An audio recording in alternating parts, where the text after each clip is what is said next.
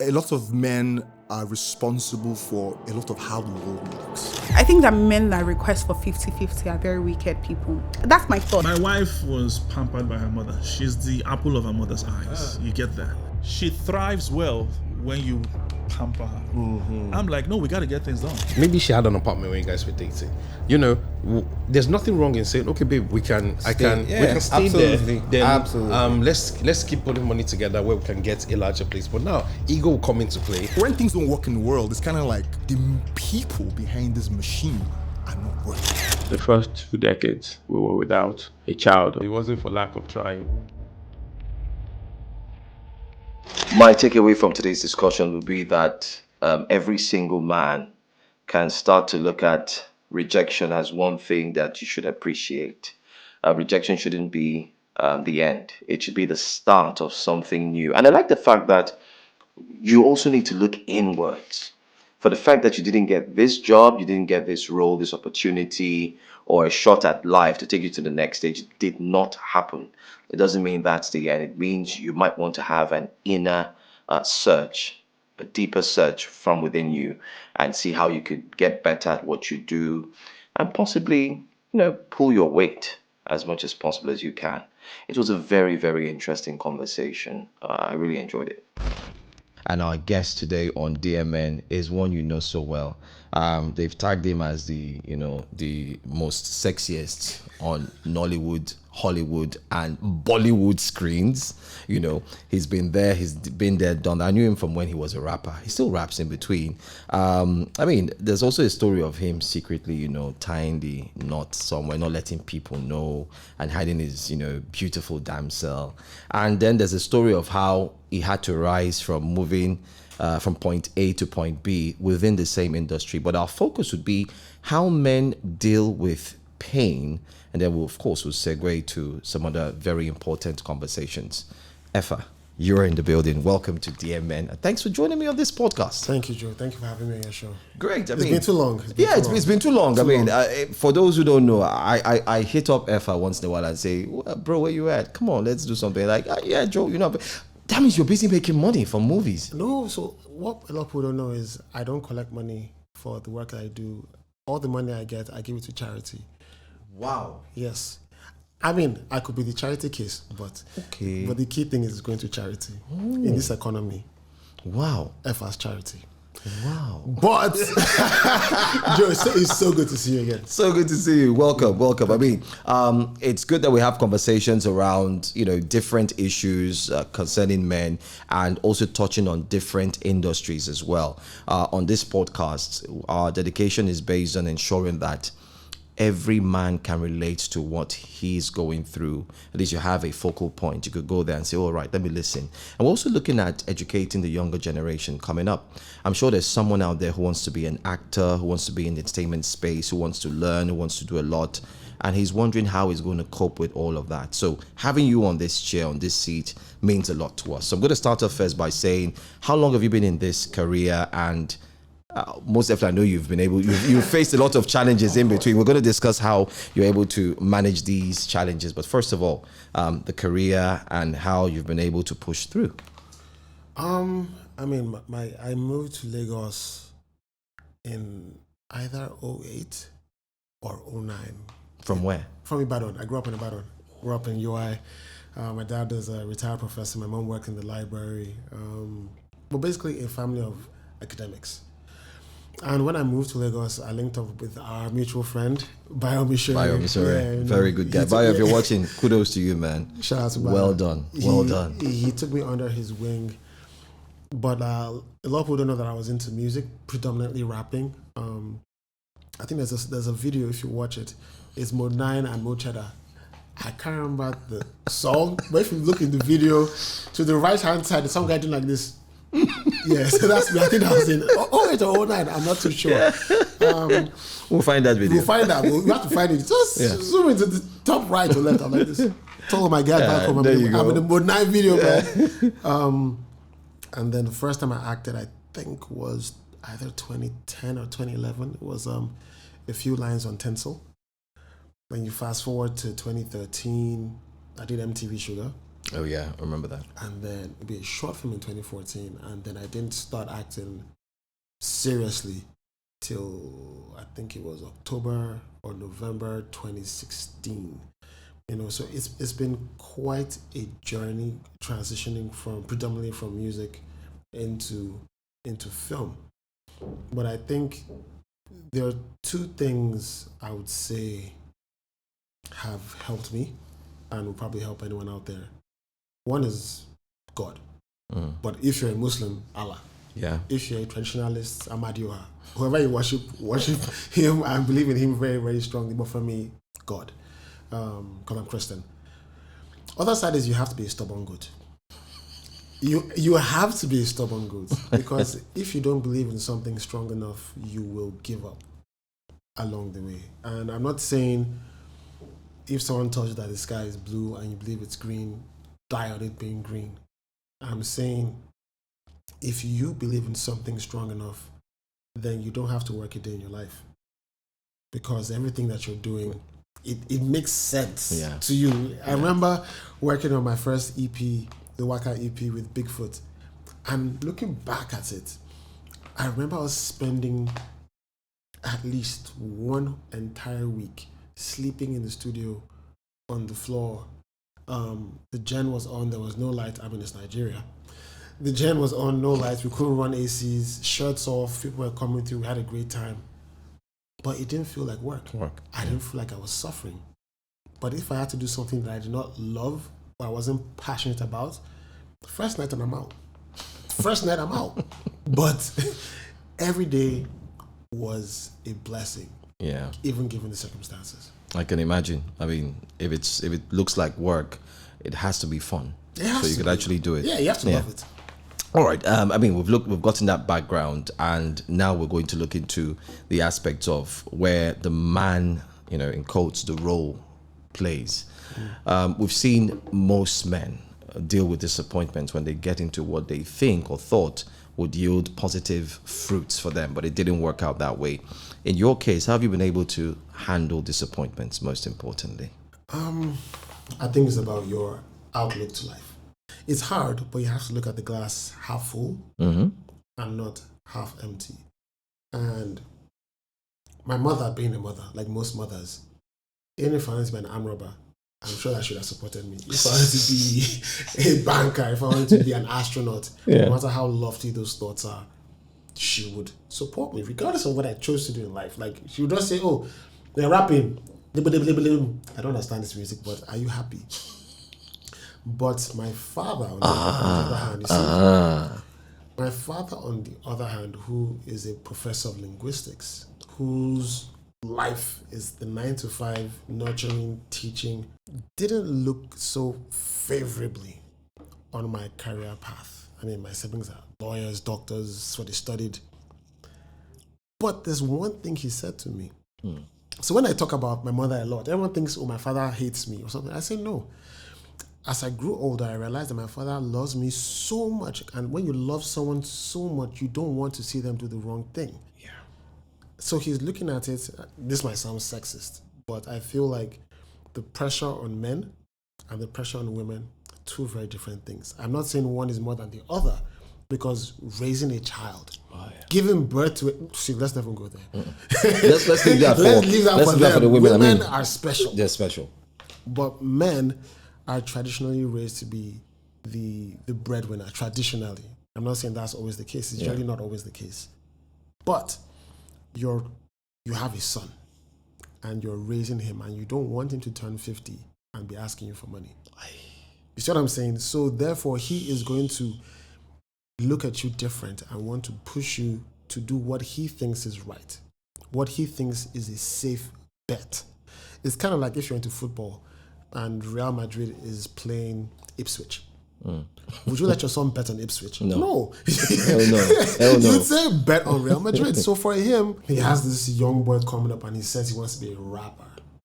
And what does he know about hip hop? What does he know about rap music? So for one, he's like, I don't think you should do this. But in the same breath, he always said, if you ever choose to be anything in this life, make sure you're the best at it.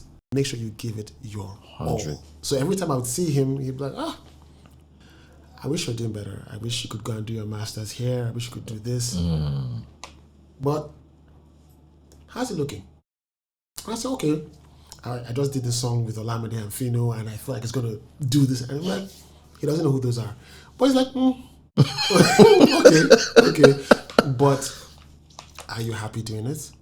Do you think you can make a success of this? And are you putting in the work? Yeah. And once I was able to tell him that, he'd be like, okay, cool. I switched to acting, and he's like, are you putting in the work? And every time he'd go out and say, oh, I saw your son. I'd be like, okay, I saw your son doing this. Okay, he would call me, how are you doing? How is work going? Can you pay your rent? Can you feed yourself? Okay, when you decide to get married, can you feed your family? And once you can answer those questions, I think any typical African father will be fine. If you're packing garbage, can you feed yourself, your family, pay your rent, clothe your children? I feel like once you can do all those things, any father would be happy. For you. So for me, it was trying to check all these boxes. And once I could do that, I was able to be in a better mental space. So being a man is not just about yourself, of course, but it's also about, are you happy? Yeah. Are you providing? First of all, for yourself.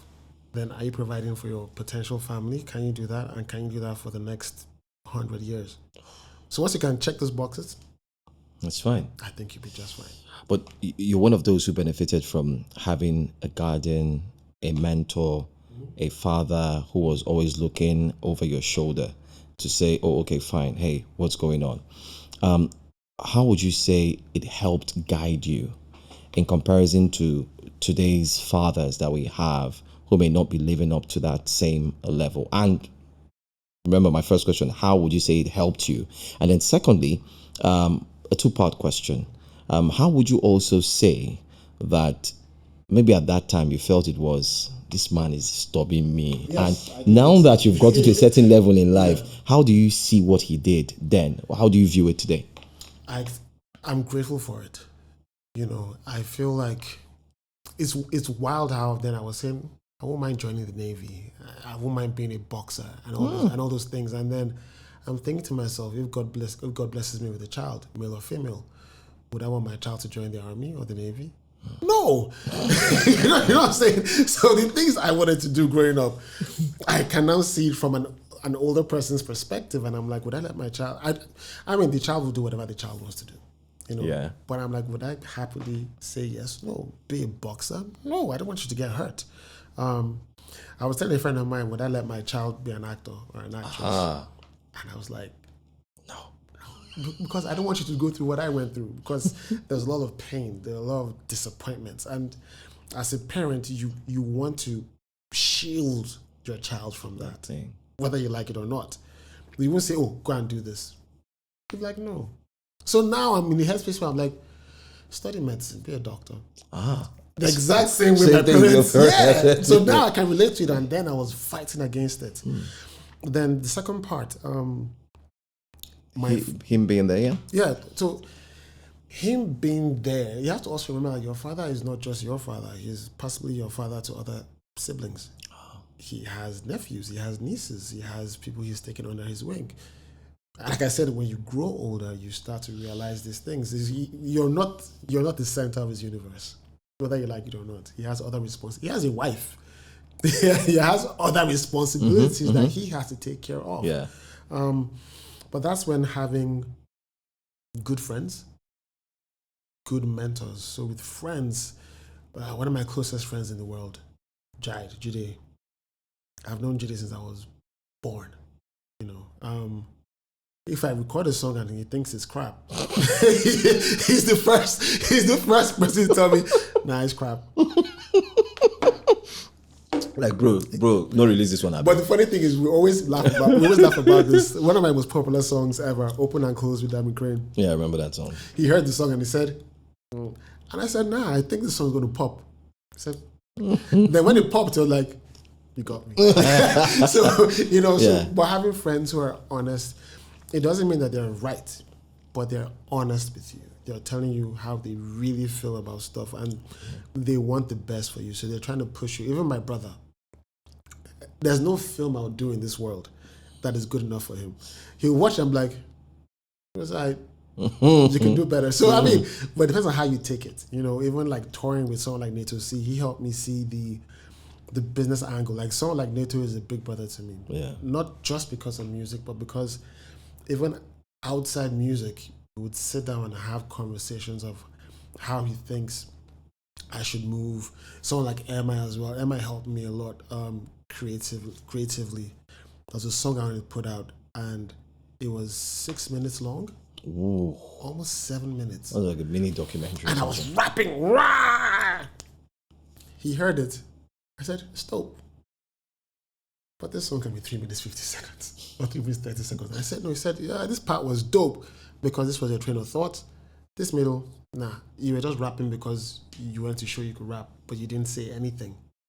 But you see here, you took it to a different place. So if you merge this and merge that, I think it'll be a more powerful song." The song is called E to the FA. It ends up being maybe 3 minutes something, or maybe 4 minutes. But trust me, that song was long, like 7 minutes of just and it's like, guy, calm down. You can rap, we know. But creatively, what are you doing? And like, so having people like that, someone like Bio Missionary, like Bio had me sit down and view the industry in a very different way. You know, most artists, we get carried away by being extremely creative. Yeah. But sometimes I'm going all the way here and it's like, what are you doing? So listening to him, listening to like Mode 9, even AQ. Remember AQ? Yeah, I remember AQ. Yeah, I remember AQ came to the bedroom. We sat down for like an hour and AQ looked at me and said, "Efa, you can rap. What's all this hard guy stuff you're doing?" Said, "Calm down. You're a ladies' man. Like, you're good looking. Cater to your softer side, I think is really cool." And he was like, you remind me of LL Cool J. Oh yeah. So he was like, it's also mentorship can come from the most random places. It doesn't have to be Tony Limelu of UBA. Yeah. I mean, he's our chairman. Of course. But it could be a teller at the bank that might just tell you something. And if you put your ego to one side and you actually listen, there's so much you can take from it. So it's not just about having your father in your life. Your father will do his best, but he's not God. You know what I'm saying? So I get. he'll do what he can, but always take The journey, you have to go through the journey yourself. Take from everybody. I mean, we're talking about career now. We're talking about men. We're talking about generation that's coming. You've talked about mentorship. Do you think the generation we have today, do you think they have a lot of that? A lot of mentors? And what would you say about the younger generation of men who struggle with trying to align with what they should do? And then we have the generation that says, my mental health. Now, on the issue of, or the topic of mentors and people shying away from that, I think it's a personal thing and not a generational thing. I remember when I was in uni, that was when like Yahoo was becoming a thing. And I could easily have been a Yahoo boy. I had friends who were Yahoo boys. But that just wasn't my path. That just wasn't what I was about. If that's what you want to do, that's what you want to do. That's not what I want to do. It's the same way drugs have been around since forever. Yeah. The crack epidemic. If that's what you want to do, that's just not what I want to do with my life. So I don't think it's necessarily a generational thing. I think it's a personal thing. It's a personal choice. Wife beaters have been around since 2000 BC. Before Christ. Yeah. You know what I'm saying? Yeah. I mean, the Nephilims were beating everybody, women, children. Bestiality, sleeping Exactly. with animals. There since the Romans and the Greeks, and it's still here today. Yeah. But does that mean, this generation? I think just because we have the internet, more of these things have come to light. Even pedophiles, even kidnappings. Yeah. They've always been there. It's just that with social media, we're more privy to it. You can see it at a small click on your phone. Yeah. And whatnot. But so I don't think it's a generational thing. I think it's a personal choice. So it's a choice to accept to be mentored. Yes. It's your choice to say, okay, fine, I really want to be mentored and I want to go through this, trajectory. I want to work around this and so on.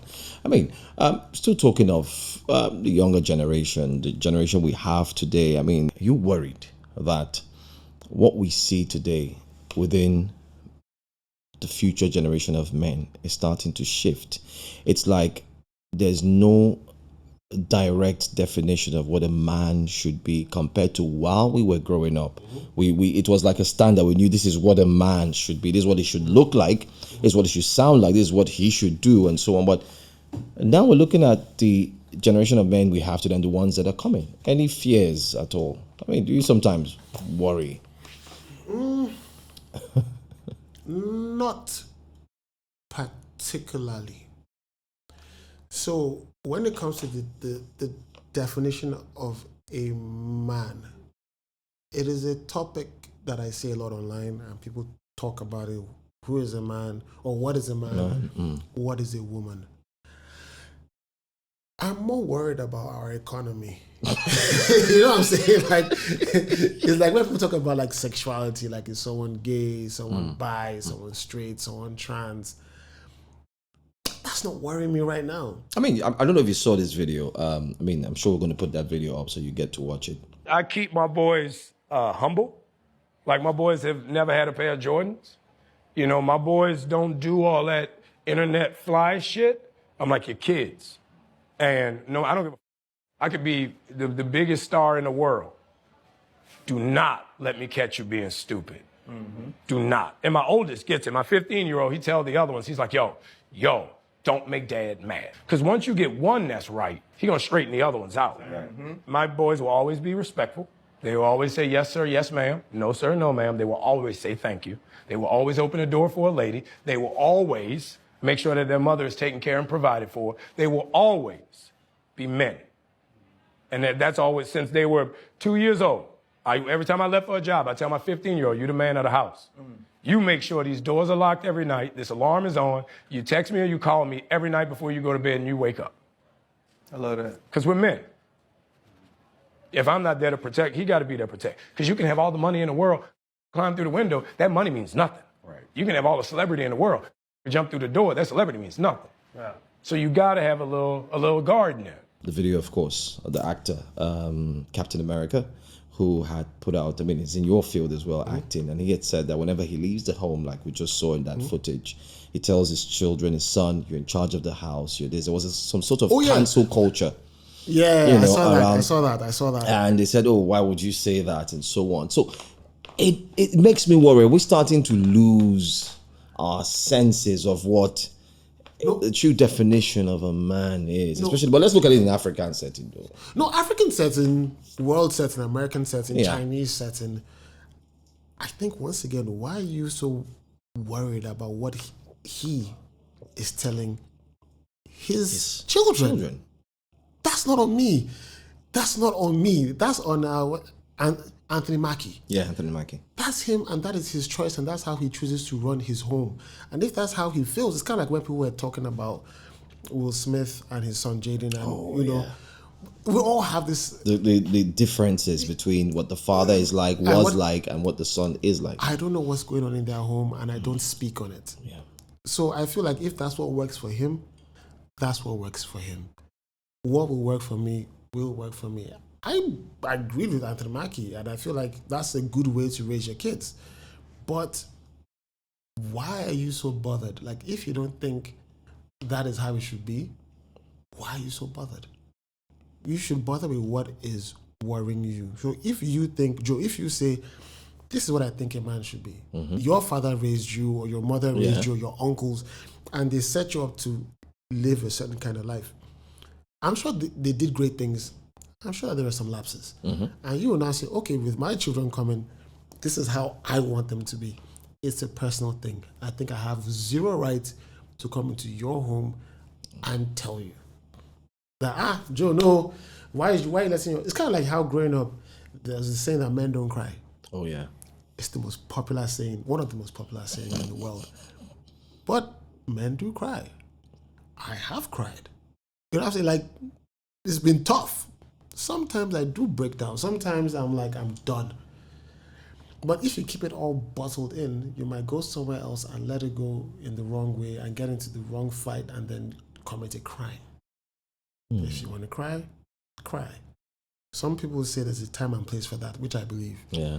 I won't be going to see a movie and think about my life and say, "Yo, I'm crying." If that's your way of Let it out. let it out. Do you? But my personal choice would probably be I'll probably go home and do that. But I'm not saying that either one is right Or wrong. Just go with what you believe in and see. But talking about men crying, are you not worried that, I mean, you're going to be viewed as being too soft? Oh, by the way, I mean, you said you do. How is it? Sometimes. How is it their business? Are they paying my rent? No. So if I choose, I mean, for God's sake, when I do movies, don't I cry? You know what I'm saying? Like, films are a reflection of. But instead of that crying, life. you have to put a rub and something, don't do that. so it burns the eye and then it's. No, I don't do that because I feel like once you do that, you can't stop.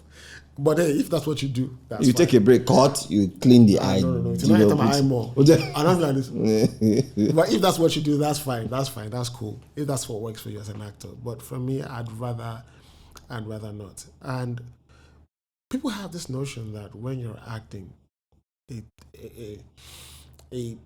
to prove you're a good actor, you have to cry. And I watched something where I think it was Samuel L. Jackson or was it Morgan Freeman? I think it was Samuel Jackson. He said, in real life, especially as a man, because people say men don't cry typically, Oh, yeah. no man wants to cry. When you really think about it. So he said, a true reflection as an actor is crying, but trying not to. Because nobody willingly hears bad news or is in pain and goes, Yeah. you're holding it back because you don't want people to see. And that you seems cry. like a societal notion. Yes. And it's trickled down into the way we live. It has. Where, I mean, It personally, Yeah, it has. I mean, we're talking about men now. This is Dear Men, and most men feel, oh, you don't have to be seen as soft. I don't think it's soft. I can cry today and still beat your ass tomorrow. Don't ever get it twisted. Knuckle up. Let's go. You know what I'm saying? Like, but I feel like if that's what helps you mentally, then do it. And that's why I love this. Like, it's honest conversations between men talking about stuff. Like, if you call me crying, I would listen to you. I'll be worried. I'll ask you, man, bro, what's going on? What's the problem? Mm-hmm. I would never think of you as soft. I would think, what has happened to make this guy To cry? break him down so much that he to had this cry. level. Like, what has happened? I'm not thinking, why are you crying? I'm thinking, what has made you cry? So I think that should be the mindset for a lot of people. All right, what has made you cry? So what has made you cry? What has made you? And then you're able to take it from there. Let's look at pain in the career world. There are a lot of gentlemen out there who may have thought that the career would, go to the next level, and it hasn't.